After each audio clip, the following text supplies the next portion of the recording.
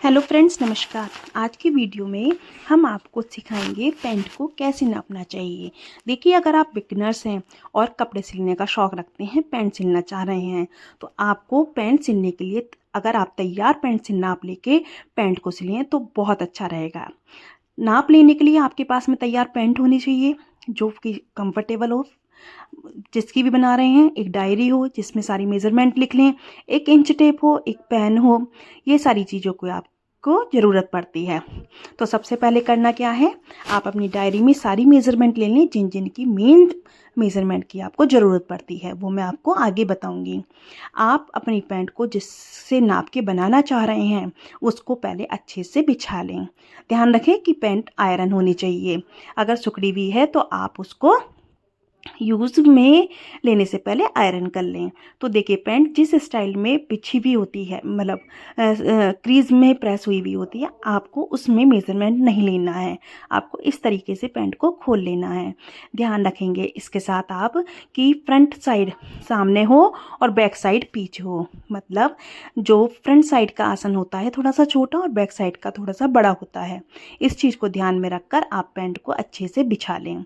इसके बाद में बीच में जो ये लाइन आई हुई है क्रीज की, इससे हमें मेज़रमेंट नहीं लेनी है। कुछ लोग या फिर बिगिनर्स इसी से नाप ले लेते हैं कि भाई ये तो सीधी लाइन है, इतनी ही लेंथ होगी। ऐसा नहीं होता है। सबसे आप इसे पहले इसे सीधा करके बिछा लें। साइड की जो ये सिलाई होती है आप इसको झटक के सीधा कर लें। और इसमें भी ऊपर हिप वाली साइड में थोड़ा सा कर्व होता है, इस चीज़ का भी ध्यान रखेंगे। अब आपको करना क्या है, ये देखिए मैं आसन दिखा रही हूँ यहाँ पर छोटा बड़ा, यानी कि इस आगे की साइड में छोटा फ्रंट साइड का है, पीछे की साइड में बड़ा है। ये देखिए कर्व, ये इधर वाली साइड में कर्व है, तो हम इधर की साइड से नाप इंच टेप घुमाकर नहीं लेते हैं, हमें बिल्कुल सीधी नाप लेनी है इसमें। तो सीधी नाप लेने के लिए देखिए इस तरीके से हम नीचे बिल्कुल पांचे पर इंच टेप का पहला सिरा यानी कि 0 नंबर रखेंगे और ऊपर तक कोने तक ले जाएंगे। देखिए कितना फ़र्क आ रहा है ऊपर से नीचे। तो जितनी भी टोटल नाप आई है आपको अपनी डायरी में उस नाप को लिख लेना है। आप इस तरीके से घुमाकर साइड से नाप नहीं लेंगे, ये चीज़ बहुत ध्यान रखें, ठीक है ना। इसमें साइज में फ़र्क आता है, लगभग 1 से 1.5 इंच का फ़र्क आ जाता है। तो आप इस तरीके से लंबाई की नाप लेंगे।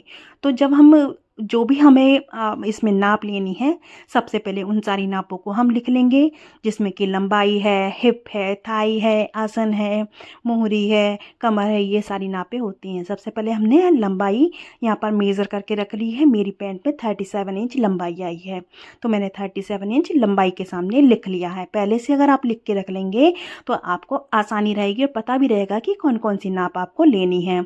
अब इसके बाद हम कमर की नाप लेंगे। देखिए इलास्टिक इसमें पड़ी हुई तैयार है और बिल्कुल कंफर्टेबल है, तो हमें बिल्कुल एक साथ सेट कर लें आगे पीछे का। और ये देखिए इस तरीके से आगे का आसन बड़ा, पीछे का बड़ा होता है, आगे का छोटा होता है, तो उसको इक्वल कर लें जैसे कि मैंने करके दिखाया है। और जितनी भी नाप आए उस नाप को एग्जैक्ट लिखें। अभी आप किसी भी नाप में कुछ भी प्लस माइनस नहीं करेंगे, जो एग्जैक्ट नाप आ रही है आपको बिल्कुल वही लिखनी है।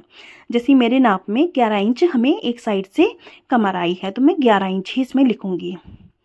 इसके बाद हमें ये नीचे से आसन वाला हिस्सा देखना है, ठीक है ना। ये जो थाई वाला हिस्सा होता है इसकी मेज़रमेंट ले रहे हैं हम। इसको भी एग्जैक्ट बिल्कुल सिलाई से सिलाई मिला के कपड़ा रखना है। और आसन वाली साइड से सिलाई मिली हो, दूसरी वाली साइड में मिली हो या ना आसन वाली साइड में मिली हो, तो जितनी भी मेज़रमेंट आएगी आप उसको लिख लेंगे। मेरी मेज़रमेंट में ये वाली नाप 14 इंच की आई है, ठीक है। मैंने 14 इंच यहाँ पर लिख लिया है। इसके बाद में हमें ये 14 इंच की नाप लिख ली है। अब हमें ये हिप की नाप है, ठीक है ना। अब हम यहाँ पर हिप की या थाई की नाप कह सकते हैं हम इसे। अब हम आसन देखेंगे, आसन हमारा कितना आ रहा है। आसन देखिए गोल घुमाव होता है इसमें, तो इसको इजीली नापने के लिए सबसे पहले जहाँ पर सिलाई का जोड़ है वहाँ पर एक आप लंबी लाइन खींच लें और इसको सीधा करके रखें। उससे जो घुमाव है उसके बारे में आपको पता चल जाएगा। तो देखिए हमेशा फ्रंट आसन, अब हमें साइज देखने से पता चल रहा है कि नॉर्मल साइज की पैंट है जिसमें कि फ्रंट साइड 1 इंच डाउन होता है, तो इस चीज़ को ध्यान में रखें। ये देखिए मेरी नाप में ये यहाँ पर 11 इंच का आ रहा है, तो मैं इसको 12 इंच लिखूँगी, 1 इंच बढ़ाना कर लिखना इसलिए ज़रूरी है क्योंकि वो इक्वल होगा। मैंने कोई इसमें मार्जिन ऐड नहीं करा है, तो मैंने यहाँ पर एक्चुअल माप लिख ली है। देखिए नाप लिख लिए मैंने यहाँ पर। और बैक साइड हमेशा इससे 3 इंच ऊंची होगी, तो 3 इंच प्लस करके मैंने बैक साइड की भी नाप को लिख लिया है। तो जहाँ पर आप आसन की नाप लिख रहे हैं वहाँ फ्रंट और बैक दोनों एक साथ लिख लें और उसमें दोनों को ऐड कर दें। तो चलिए इस तरीके से हमारे आसन की नाप भी निकल कर आ गई है। देखिए इसमें हमने मार्जिन ऐड नहीं करा है, सिर्फ जो छोटा बड़ा हम कटिंग करते हैं उसको ऐड करा है। तो ये देखिए आप थाई की नाप मान लें या आसन की नाप मान लें, ये दोनों में से दोनों एक ही होती हैं। तो ये नाप लिखने के बाद में अब हम लास्ट में नापेंगे मोहरी वाली नाप। मोहरी वाली नाप हर किसी की देखो अपनी पसंद की होती है, कोई नैरो मोहरी पहनता है, कोई लूज़ पहनता है। तो जितने भी आपको पहननी है मेरी नाप में ये आई है यहाँ पर 6.5 इंची। तो मैं एग्जैक्ट 6.5 इंच ही लिखूँगी, इसमें मार्जिन में कोई भी ऐड नहीं करूँगी। मैं बार बार इस चीज़ को आपको बता रही हूँ। देखिए कहीं पर आप मार्जिन ऐड कर लें, कहीं पे ना कर लें, तो कटिंग करते वक्त, मेजरमेंट लेते वक्त और निशान लगाते वक्त, ड्राफ्टिंग करते वक्त बहुत ज़्यादा उसमें दिक्कत होती है। तो आपकी जो एग्जैक्ट नाप इसमें कपड़े पर आ रही है वही लिखें।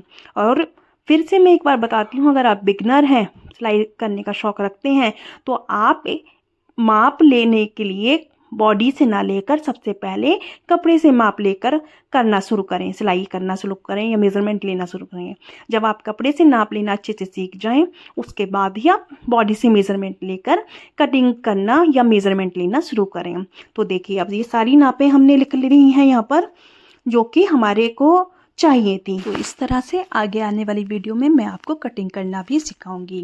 देखिए अगर आपको मेरी वीडियो पसंद आ रही हो तो प्लीज़ मेरी वीडियो को लाइक कीजिएगा, मेरे चैनल को सब्सक्राइब कीजिएगा और उनको लोगों के साथ शेयर कीजिएगा जिनको इनकी